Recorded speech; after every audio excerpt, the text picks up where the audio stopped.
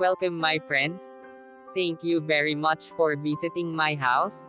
Listen the history, and watching, the beautiful sight at Walking Street Fields Avenue, Balibago, Angeles City. Fields Avenue, Balibago, Angeles City. Fields Avenue is the name of a major street running through Balibago, area of Angeles City, in the Philippines. It is the center of the red light district, and the bar scene of the biggest entertainment district of the Philippines. Fields Avenue in Balibago, Angeles. The name derives from the common military practice of naming roads adjacent to airfields as Field Street or Field Avenue. Originally the name referred to the Clark Air Base and was Clark Field Avenue. The name evolved to become Fields Avenue. History. Philippines was an American colony from 1898 to 1946. Bars on Fields Avenue. Catering to the single American defense personnel who worked in the adjacent Clark Air Base, first emerged in 1940.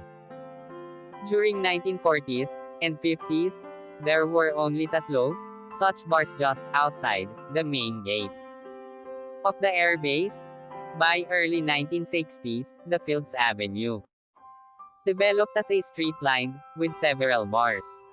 From November 1955 to April 1975, America fought Vietnam War. As the number of American troops in this war grew, more and more forces were deployed at Clark Air Base or routed through it. This led to a proliferation of bars, live bands, and prostitution, the latter mostly by young Filipino women, most of them either teenagers or 18 hanggang 55 years old. By the 1970s, there were more than 150 bars and prostitution joints along Fields Avenue. This led to a mushrooming of related, ancillary industries in the vicinity, namely music bands, hotels, doctors, hairdressers, and money exchange, transfer services. In its heyday, Fields Avenue provided direct or direct employment to nearly 20,000 Filipinos, including plumbers, electricians, and security guards. In the 1980s, though the American presence remained steady, the bars and prostitution shops continued to proliferate. Many bars and prostitution dens were owned by Americans, as well as local politicians, thus leading to a nexus between the locals, politicians and American military and ex-military personnel. With the withdrawal of American Defense Forces from Clark in 1993, many of these establishments changed hands but continued to do business. As Clark was turned into a special economic zone, SEZ, these bars and prostitution joints changed their clientele to suit their new customers, Japanese and Korean businessmen. Restaurants serving food from these countries began to appear, and signboards in these languages were put up. The period from 2000 hanggang 2010 saw further expansion of these joints, as the area was relabeled as an entertainment district. While prostitution was officially banned, girls working here were simply redesignated as guest relations officers (GRO), and prostitution continued in practice. Since then, bars and prostitution joints have continued to proliferate and expand. The extent of these establishments has continued further on both sides of Fields Avenue, and many smaller streets of Fields Avenue also sport smaller such establishments. In 2010, a section of Fields Avenue, at the end where it meets the MacArthur Highway, was named as Walking Street, mimicking Walking Street in Pattaya. This section was made pedestrians only, with road traffic banned from 6 p.m. to 6 a.m.